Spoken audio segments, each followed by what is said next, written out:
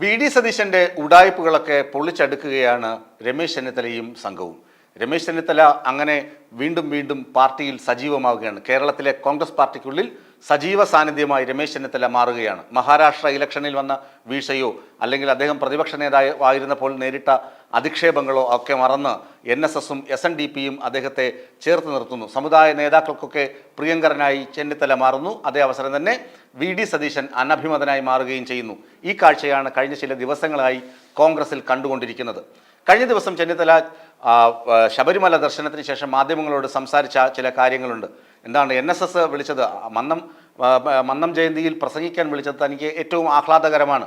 തനിക്ക് ഒരു സമുദായ നേതൃത്വമായിട്ടും സമുദായങ്ങളുമായിട്ടും ഒരു അകൽച്ചയുമില്ല, എല്ലാ സമുദായ നേതാക്കളുമായും ഊഷ്മള ബന്ധം പുലർത്തുന്ന ആളാണ് താൻ എന്ന് ചെന്നിത്തല എടുത്തെടുത്ത് പറയുകയും ചെയ്തു. അതേ അവസരം തന്നെ ഈ ചെന്നിത്തലയുടെയും വി ഡി സതീശൻ്റെയും തമ്മിൽ പോരുണ്ടല്ലോ, അത് ഗ്രൂപ്പ് സമവാക്യങ്ങൾക്കപ്പുറം നിന്നുകൊണ്ട് തന്നെ കെ സുധാകരൻ, AK ആൻ്റണി, അതുപോലെ തന്നെ KC വേണുഗോപാൽ ഉൾപ്പെടെയുള്ള ആളുകൾ സതീശനെ തഴഞ്ഞ് ചെന്നിത്തലയെ പിന്തുണയ്ക്കുന്നുമുണ്ട്. കാരണം ചെന്നിത്തലയ്ക്ക് കൂടി വരുന്ന സാമുദായിക പിന്തുണയാണ് ഇതിൻ്റെ പ്രധാന ഘടകം. അതുമാത്രമല്ല വി ഡി സതീശൻ്റെ പക്വതക്കുറവ്, എടുത്തുചാട്ടം എന്നിവയും ചൂണ്ടിക്കാണിക്കപ്പെടുന്നുണ്ട്. അതിനേക്കാൾ ഉപരി വലിയൊരു സംഭവം വസ്തുതയാണ് ഇന്ന് പുറത്തു വന്നിരിക്കുന്നത്. അത് പാലക്കാട് ഉപതെരഞ്ഞെടുപ്പിലും ചേലക്കരയിലും മുമ്പ് നടന്ന പാർലമെന്റ് തെരഞ്ഞെടുപ്പിലൊക്കെ വി ഡി സതീശൻ SDPI പോലുള്ള ഒരു തീവ്ര മതസംഘടനയുമായി ധാരണയിലെത്തിയിരുന്നു. SDPI പാലക്കാട് ഉപതെരഞ്ഞെടുപ്പിൽ രാഹുൽ മാങ്കൂട്ടത്തിൽ വിജയിച്ചപ്പോൾ ആ വിജയത്തിൻ്റെ ക്രെഡിറ്റ് SDPIക്കാണ് എന്ന് പറഞ്ഞുകൊണ്ട് അവർ ആഹ്ലാദ പ്രകടനം നടത്തിയത് ഇതിന് തെളിവാണ്. അപ്പോൾ പാർട്ടിയെ, മതനിരപേക്ഷമായ പാർട്ടിയെ മത ചട്ടക്കൂട്ടിൽ അല്ലെങ്കിൽ തീവ്രവാദികളുടെ ചട്ടക്കൂട്ടിൽ കൊണ്ട് കെട്ടിയിട്ടത് വി ഡി സതീശനാണെന്ന് ഉറപ്പിക്കുന്ന തെളിവുകളും പുറത്തു വരുന്നു.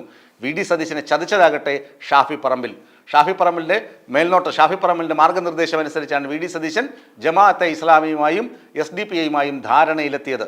അതുകൊണ്ടാണ് പാലക്കാട് വിജയം ഉറപ്പിക്കാൻ കഴിഞ്ഞത്. അല്ലെങ്കിൽ പാലക്കാട് ഇത്ര ശോഭയുള്ള വിജയം രാഹുൽ മാങ്കൂട്ടത്തിന് ലഭിക്കുകയില്ലായിരുന്നു എന്ന് വി ഡി സതീശനും അറിയാം.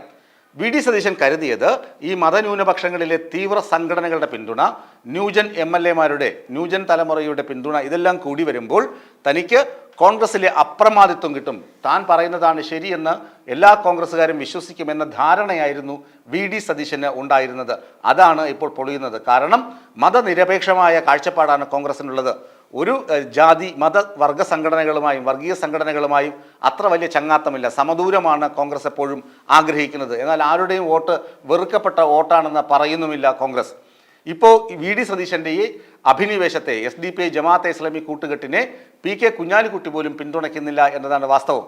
അതുപോലെ തന്നെ കഴിഞ്ഞ ദിവസം വീണ്ടും വെള്ളാപ്പള്ളി നടേശൻ രംഗത്തെത്തിയിരുന്നു. ഒരു സ്വകാര്യ TV ചാനലിന് അഭിമുഖം കൊടുക്കുമ്പോൾ അദ്ദേഹം പറഞ്ഞു, പക്വതയില്ലാത്തവൻ, പരിഭാഗപ്പെടാത്തവനാണ് വി ഡി സതീശൻ. ഒരാൾ കോൺഗ്രസിലൊരു നേതാവുണ്ടെങ്കിൽ അത് രമേശ് ചെന്നിത്തലയാണ്. രമേശ് ചെന്നിത്തല എല്ലാ സമുദായ നേതാക്കളോടും തുല്യനീതി കാണിക്കുന്നു, എല്ലാവരോടും സ്നേഹമായി പെരുമാറുന്നു. ഇയാൾ അങ്ങനെയല്ല. ഇയാൾ മുസ്ലിം സമുദായങ്ങളോ അംഗങ്ങളോട് മാത്രമേ, അല്ലെങ്കിൽ ബിഷപ്പുമാരെ കാണാൻ പോകുന്നതിൽ മാത്രമേ താല്പര്യം കാണിക്കുന്നുള്ളൂ. ന്യൂനപക്ഷങ്ങളെ കൂടെ നിർത്തി ഒന്നാമനാകാനുള്ള ശ്രമമാണ് വി ഡി സതീശൻ നടത്തുന്നത്. അതുമാത്രമല്ല, സ്വാർത്ഥ താല്പര്യവും ഏകപക്ഷീയതയും സ്വാർത്ഥതയുമാണ് സതീശൻ്റെ മുഖമുദ്ര. അതുകൊണ്ട് സതീശനാണ് ഈ തദ്ദേശ സ്വയംഭരണ തെരഞ്ഞെടുപ്പിൽ കോൺഗ്രസിനെ നയിക്കുന്നതെങ്കിൽ കോൺഗ്രസ് 8 നിലയിൽ പൊട്ടുമെന്ന് വെള്ളാപ്പള്ളി നടേശൻ പറയുന്നു. കോൺഗ്രസിന് ഭരണം ലഭിക്കില്ല, തുടർ ഭരണവും ഇടതു മുന്നണിക്ക് തന്നെ ലഭിക്കും. അതുകൊണ്ട് തദ്ദേശ സ്വയംഭരണ തെരഞ്ഞെടുപ്പ് വരുന്നതിന് മുമ്പ് തന്നെ സതീശനെ തൽസ്ഥാനത്ത് നിന്ന് നീക്കം ചെയ്യണം. അതേ വാചകം തന്നെയാണ്, അതിൻ്റെ ഒരു പ്രതിധ്വനി പോലെയാണ് ചെന്നിത്തല പറഞ്ഞത്. തദ്ദേശ സ്വയംഭരണ തെരഞ്ഞെടുപ്പിലേക്ക് പോകുന്നതിന് മുമ്പ് തന്നെ പാർട്ടി പുനഃസംഘടനയും പാർലമെന്ററി പാർട്ടി, അതായത് നിയമസഭാ കക്ഷിയിലെ അതിൻ്റെയും പുനഃസംഘടന വേണം.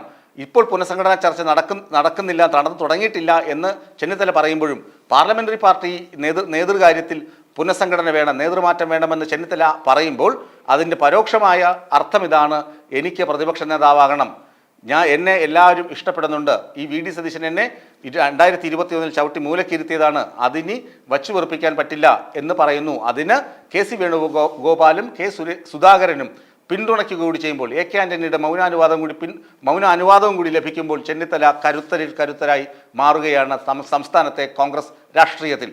ഒപ്പം നിൽക്കാൻ യുവരക്തങ്ങൾ, അതായത് ചാണ്ടി ഉമ്മനെ പോലുള്ള ആളുകളും അതുപോലെ K ശബരിനാഥ് തുടങ്ങിയ നേതാക്കളും രമേശ് ചെന്നിത്തലയ്ക്ക് പിന്തുണ പ്രഖ്യാപിച്ച് മുന്നോട്ട് വന്നിട്ടുമുണ്ട്.